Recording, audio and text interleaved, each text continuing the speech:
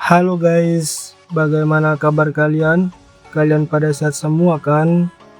Kali ini saya akan membahas donghua berjudul Bu Liang Ren Season 1. Ya, walaupun Bu Liang Ren donghua lama ya guys, untuk saat ini Bu Liang Ren udah ada 7 season. Season 8 diperkirakan bakal rilis di tahun 2026. Yuklah, tanpa berlama-lama lagi, kita langsung ke alur ceritanya. Let's go.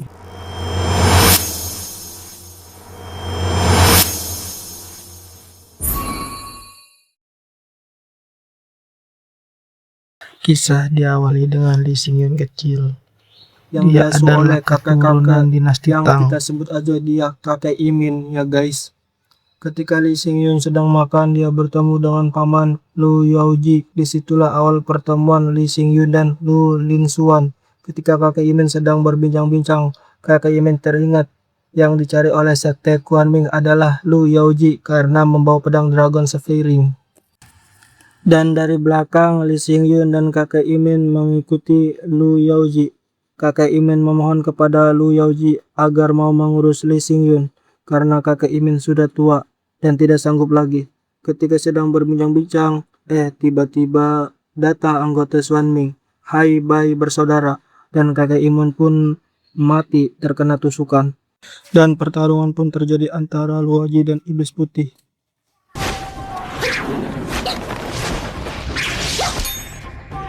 Ketika Lu Yaoji sedang asik bertarung, dengan liciknya iblis hitam datang menyandra Lu Linsuan. Lu Yaoji pun terkena racun dari pukulan iblis putih. Ketika lengah, Lee Xingyun pun membantu dan akhirnya Lu Linsuan pun terlepas. Pertarungan pun terjadi. Ketika Lu Yaoji mau dibunuh dan tiba-tiba datang Yang Suzi. Dia juga anggota Bu Liang Ren yang sudah keluar, dan pada saat itu pun Lee Xingyun dan Lu Linsuan diangkat menjadi murid Yang Suzi.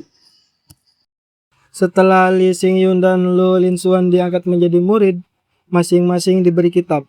Lu Linsuan diberi kitab jurus pedang, sedangkan Lee Xingyun diberi kitab resep makanan, atau bisa dibilang kitab kumpulan obat atau kedokteran.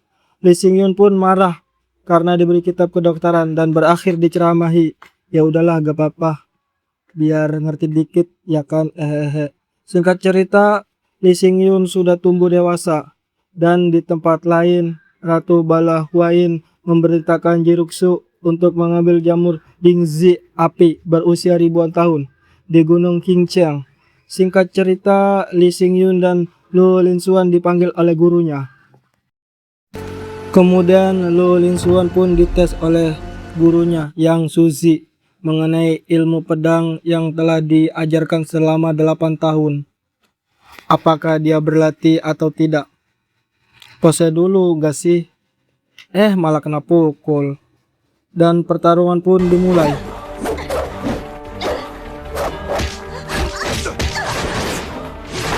Singkat cerita, Lu Linsuan babak belur, kena pukul terus WK.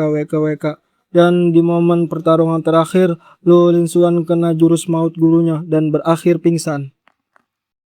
Setelah Lu Linsuan pingsan, gantian Lee Xingyun yang berhadapan dengan gurunya. Pertarungan pun dimulai.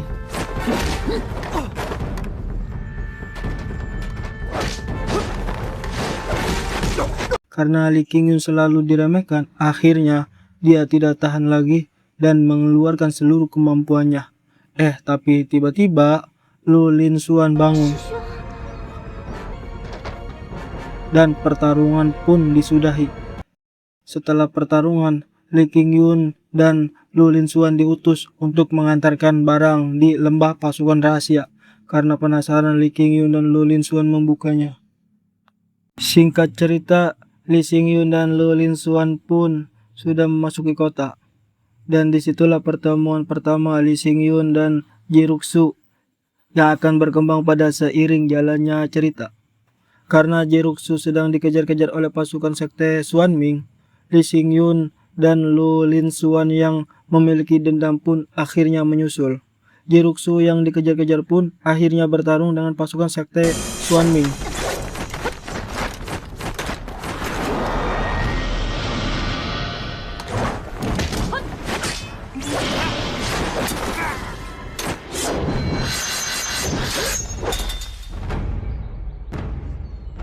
Karena musuhnya terlalu banyak, Jiruksu pun kewalahan dan terkena serangan dan pingsan. Ketika Jiruksu pingsan dan mau dibunuh, tiba-tiba Lee Xingyun datang tepat waktu dan membunuh musuh dalam sekali tebas. Setelah berhasil mengalahkan musuh, Lee Xingyun dan Lu Linsuan pun mengambil jamu roh api.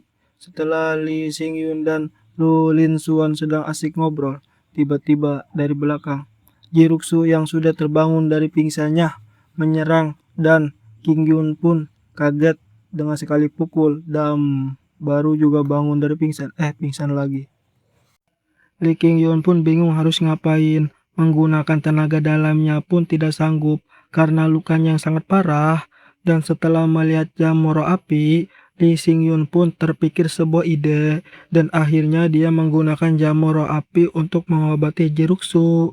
Dan Jiruksu pun terbangun walaupun dengan tubuh yang lemas. Setelah mengetahui jamu roh api telah digunakan untuk mengobatinya, dia pun marah kepada King Yun dan hampir membunuhnya. Tapi disitulah Lu Linsuan tidak tinggal diam dan menceramahi Jiruksu habis-habisan sehingga membuat Jiruksu sadar dan mengurungi niatnya lalu pergi. Tiba-tiba susulan datang dari sekte Xuan Ming. King Yun dan Xuan Er pun teringat akan kenangan masa lalu. Karena kedatangan Hai Bai bersaudara, karena teringat kenangan masa lalu, mereka berdua pun sangat marah dan terjadi pertarungan. Karena melihat Xuan Er terdesak, King Yun pun memukul iblis hitam dan menusuk iblis putih dan terjadi adu tenaga dalam King Yun dengan iblis hitam hingga mengungkapkan identitas mereka berdua. Setelah beradu tenaga dalam, King Yun pun terkena racun iblis hitam dan terluka. Setelah pertarungan Lee King Yun dan iblis hitam, di Balai Huayin kita diperlihatkan Jiruksu sedang melaporkan kejadian karena gagal membawa jamu roh api. Di sisi lain, Xuan Er begitu bingung dan panik karena kakaknya terkena racun setelah pertarungan. Ketika King Yun ingin memberitahu obat apa yang dibutuhkan, dia malah pingsan. Dan Xuan Er pun yang panik memukulnya hingga sadar dan memberitahu bahwa Xuan Er harus beri beras ketan untuk mengeluarkan racunnya. Ketika mau beli, ternyata uangnya hilang karena pertarungan dan dia pun harus menjual pedangnya agar bisa membayar beras ketan. Ketika dia mau pulang, dia penasaran karena ada rame-rame, biasalah cewek ya, suka kepo gitu. Ternyata ada Zhang Zipan yang terlempar dari dalam. Disitulah awal pertemuan antara Lu Linsuan dengan Zhang Zipan. Karena Zhang Zipan sedang mabuk, dia tidak sengaja muntah di kantong beras yang telah dibeli oleh Xuan Er. Singkat cerita, King Yun pun tersadar dan dirinya pun sudah sembuh. Kita dibawa ke flashback sebelum King Yun sadar. Ternyata Zhang Zipan mengikuti Xuan Er dari belakang dan menotok titik akupunturnya yang sehingga membuat Xuan Er tidak bisa bergerak. Setelah dia masuk, membawa Xuan Er ke kasur dan mengobati King Yun dari racun iblis hitam. Singkat cerita, ketika King Yun dan yang lain sedang mengobrol, tiba-tiba datang pemilik toko yang beberapa waktu lalu Xuan Er sempat jual pedangnya. Dan ketika pemilik toko itu mau mengatakan, tiba-tiba dia ditusuk jarum dan mokad. Setelah itu, King Yun dan yang lain pun mendatangi jembatan yang dimaksud. Dan ternyata yang menyuruh pemilik toko adalah Hai Bai dan salah satu Raja Neraka. Setelah berbincang-bincang, Zhang Zipan pun maju untuk mewakili Xing Yun bertarung. Pertarungan pun terjadi.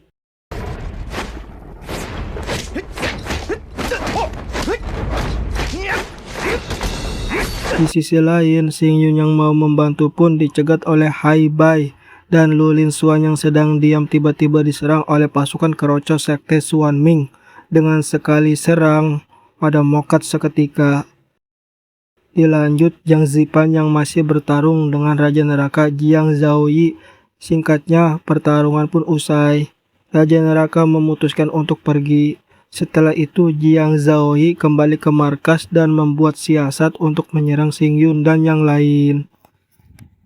Dan akhirnya berita pun sampai ke Nenek Meng, dan Nenek Meng pun menyuruh 4 raja neraka lainnya berkumpul dengan Hai Bai dan Jiang Zaoyi. Di tempat lain, Xing Yun, Zhang Jifan, dan Lu Linsuan berdiskusi mengenai tindakan apa selanjutnya yang akan diambil. Di sisi lain, kita diperkenalkan NPC baru, Ketua Aula Tongwen, yaitu Li Siyuan. Kita beralih ke Xing Yun dan Zhang Zipan yang sudah mabuk karena meminum banyak arak. Lu Linsuan yang marah pun memukul King Yun yang sudah mabuk. Ketika Zhang Zipan sedang menggoda Lu Linsuan, tiba-tiba Zhang Zipan diangkat oleh 2 sosok. Entah ini wanita atau pria, gue juga nggak tahu. Singkatnya, setelah kejadian kemarin, Zhang Zipan tersadar dan dirinya telah tidur di ranjang. Entah gue gak tahu ini cewek apa cowok. Yang kita sebut aja dia King Guo dan King Chen. Setelah itu King Guo dan King Chen begitu memanjakan Zhang Zipan. Karena bahagia, Zhang Zipan pun menangis. Singkat cerita, kita dibawa ke tempat di mana Jiruxu dikurung. Setelah kejadian waktu itu, Jiruxu selalu terbayang-bayang, mungkin udah mulai suka. Di tempat lain, Nenek Meng dan Hakim Api sedang berbincang-bincang mengenai Yang Suzi dan hilangnya Bu Liangren selama 30 tahun. Dan Nenek Meng menduga bahwa Yang Suji dan Lu Yuoji anggota Bu Liangren. Di tempat lain, di Bala Huayin, Raja Qin memerintahkan Jiruxu untuk mencari keberadaan Xing Yun mengenai pedang Dragon Spring. Kita beralih di markas Raja Neraka. Hai Bai melaporkan tentang kejadian Xing Yun. Dengan kelicikan Hai Bai, dia mengasut Raja Neraka Jiang Zaoyi agar cepat bertindak dan mengambil kesempatan. Setelah perbincangan antara Hai Bai dan Raja Neraka, cerita beralih ke Xing Yun dan kawan-kawan, di mana Xing Yun dan yang lain sedang makan-makan, tapi Zhang Zipan yang begitu tertekan karena digandeng 2 cewek bohai. Setelah makan-makan, Zhang Zipan pergi dan tidak sengaja melihat Xuan Er sedang mandi, dan dari belakang King Yun pun memukulnya hingga babak belur. Setelah King Yun memukul Zhang Zipan, dia kembali ke kamar dan tidur. Keesokan harinya, setelah bangun tidur, Xuan Er mengajak Xing Yun untuk melanjutkan perjalanan. Beralih ke markas Raja Neraka, Jiang Zaoyi yang mendapatkan laporan bahwa Xing Yun akan melanjutkan perjalanan. Dia pun meminta saran kepada Hai Bai untuk menyerang atau tidak. Dengan kelicikannya, Hai Bai bersaudara berhasil mengasut Jiang Zaoyi. Jiang Zaoyi pun mengumpulkan pasukan dan bersiap untuk berangkat. King Yun dan teman-temannya pun berangkat.